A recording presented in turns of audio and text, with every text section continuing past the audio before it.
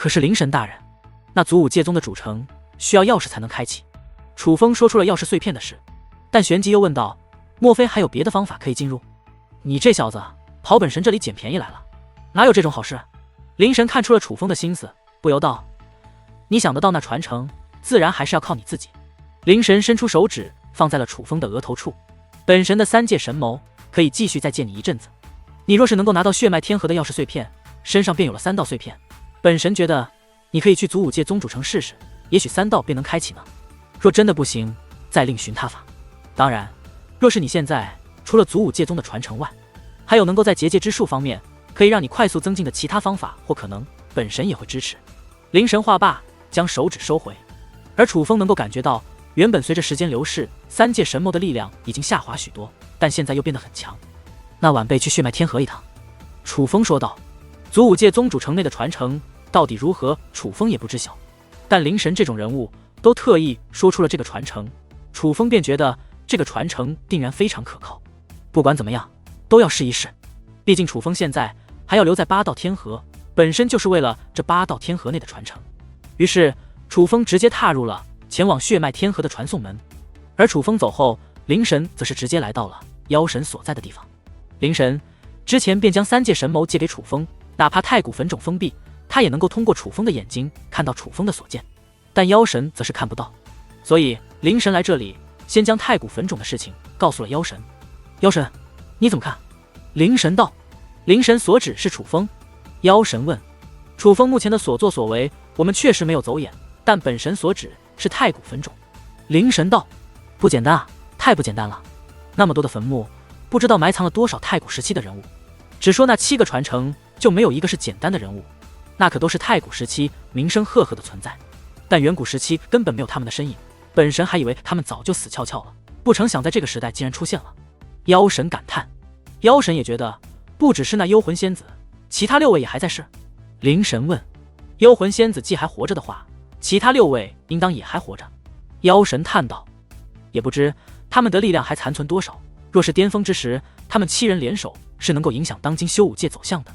灵神道。是啊，没有一个是省油的灯，尤其是那邪焰道祖与雷火道祖。当年他们2人那一战，可是毁灭了一座强大的星域啊。妖神叹道。闻言，灵神也是回想起了当日那一幕，竟不由得皱了皱眉，因为他们所指的星域与当今修武界的星域完全不是一个量级。毕竟当今的8道天河并非原来的样貌，现在的1道天河都不及第9天河内一个较大的星域，而他们2人所指的星域，那是在太古时期也是排得上号的星域。那座星域足以装得下当今这8道天河。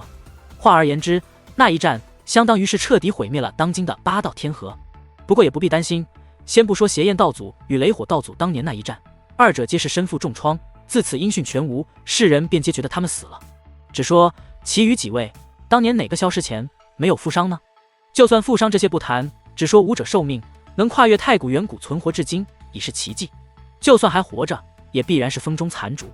无论怎么看，都不可能再有当年的巅峰修为。相比于他们，那太古坟冢似乎还有一个幕后黑手。说到这幕后黑手，妖神的语气也是从轻松变得凝重。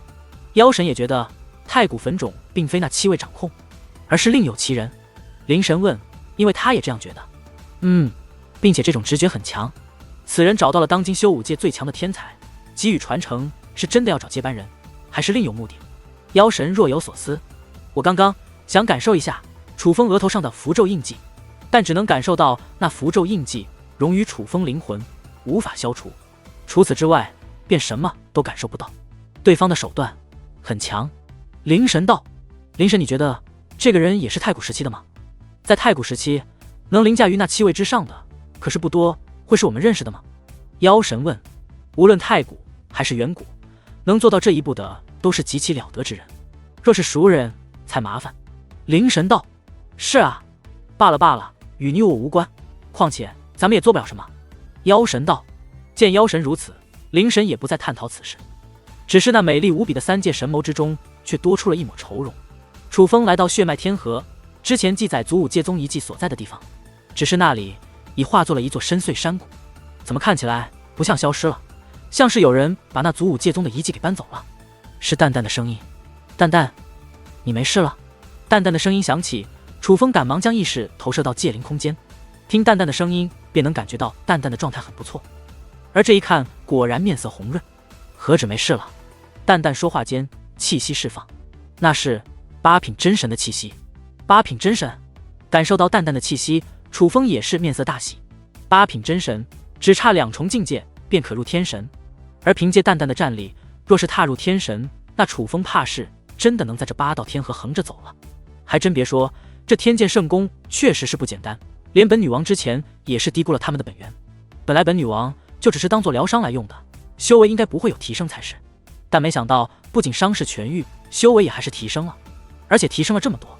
若是本女王不用他们的本源疗伤，而是直接用来修炼，本女王应该能直接踏入天神境。淡淡叹道：“天什么？”听闻此话，楚风也意识到，抛开修为不谈，那天剑圣功的本源也确实与其他人的本源不太一样，难怪要在本源里面藏毒。这天剑圣功的本源对于界灵来说简直是大补大补啊！淡淡继续说道：“不仅伤势痊愈，修为还得到如此大的提升，淡淡也是非常高兴。毕竟这是意外之喜，这世间最大的惊喜其实就是意料之外的惊喜，何况这个惊喜的程度还如此之大。既然如此，等咱们进入到第9天河，就专门找天剑圣功的人，若有心术不正者，就直接宰了，做我女王的大餐。”楚风说道：“行啊行啊。”听到楚风这样说，淡淡更是双眼放光。那天剑残花不是说天庭圣殿麾下有36座圣宫，除了他天剑圣宫外，到了远古时期也还有10几座圣宫在世吗？既然和天庭圣殿有关系，也许其他圣宫的本源也都很大补呢，都不要放过，都给本女王拿命来大补大补。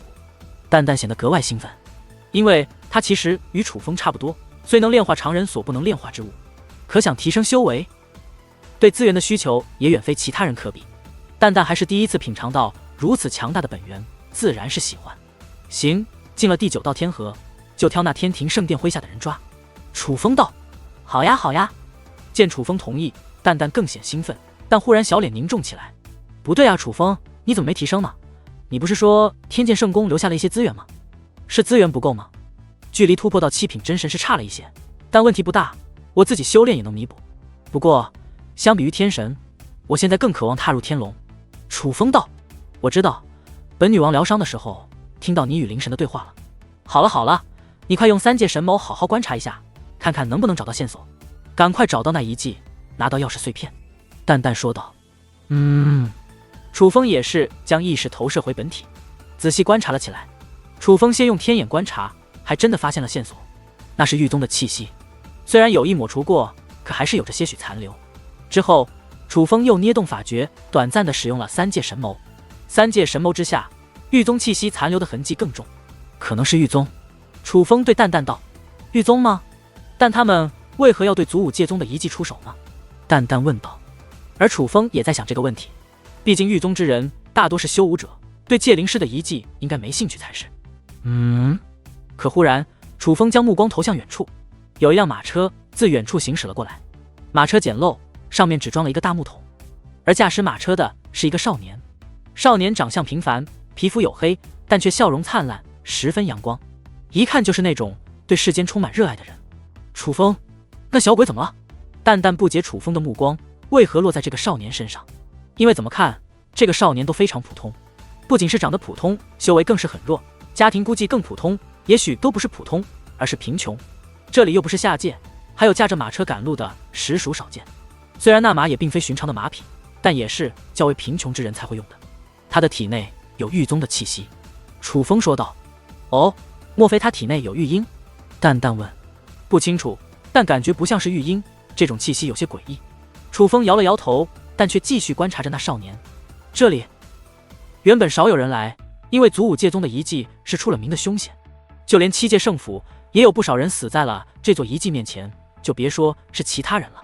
但自打祖武界宗遗迹消失，凶险也随着消失，再加上人本就有看热闹的好奇心理，所以如今这山谷边缘到处都是人，都是来看热闹的，宛如成了景区般，成了诸多修武者到这方世界必要一观之地。而少年驾着马车来到人群后便停下，拿出了一面旗帜，上面写着自制花茶，免费饮用。少年更是扯着嗓子喊了起来：“尝一尝自制的花茶，香甜可口，提神醒脑，对修武者界灵师的修炼皆有帮助，不要钱，大家尝一尝啊！”但听到他的话后，大家更多的是嗤之以鼻，没人理会。少年的修为太弱，人们自然不会相信他的鬼话。楚风，既然你说他体内有狱宗的气息，那他那花茶会不会有鬼？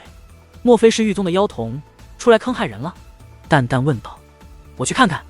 楚风本是隐藏状态，此时随便伪装成了一个青年的模样，便来到了那少年近前。免费的？楚风问。对，免费的，您尝尝。少年赶忙打开木桶，用大勺子如打酒一般给楚风打了一碗花茶。楚风尝了一口，竟面容舒展，有些意外。少年刚刚的话，除了后面那句对修武结界的修炼有帮助是假的外，前面的竟是真的。味道不错啊。楚风道。您爱喝？爱喝多喝点。得到楚风夸赞，少年更加欣喜。有那么好喝吗？给本女王也尝尝。淡淡道。可以再帮我来一碗吗？楚风问。当然可以，您稍等。少年也不问楚风为何要2碗，而是立刻又打来了1碗。楚风接过茶碗，意念一动，一道小型戒灵门浮现在其身旁。哇，您是戒灵师？少年认出那是戒灵门。淡淡等不及了，还不带楚风送进去，直接伸出手将那茶碗拿了进去。还是女戒灵，好香呀，是个美女吧？少年看到了淡淡的手，不由发出感叹。与此同时，淡淡也是浅尝了一口，绝美的脸颊增添了一抹喜悦。哇，是本女王喜欢的味道。哎，这应该是传统技艺做的吧？楚风问。怎么讲？有生活的气息。淡淡道。你喜欢，那我回头给你做。楚风立刻道。结界之术吗？淡淡问。当然是，不是你不是喜欢生活的气息？楚风道。你少来，上次答应本女王的包子都还没做呢。淡淡撇了撇嘴，但旋即又来了一大口花茶。这一口下去，脸上的笑意更浓，眯着双眼享受起来，甚是可爱。看样子是真喜欢。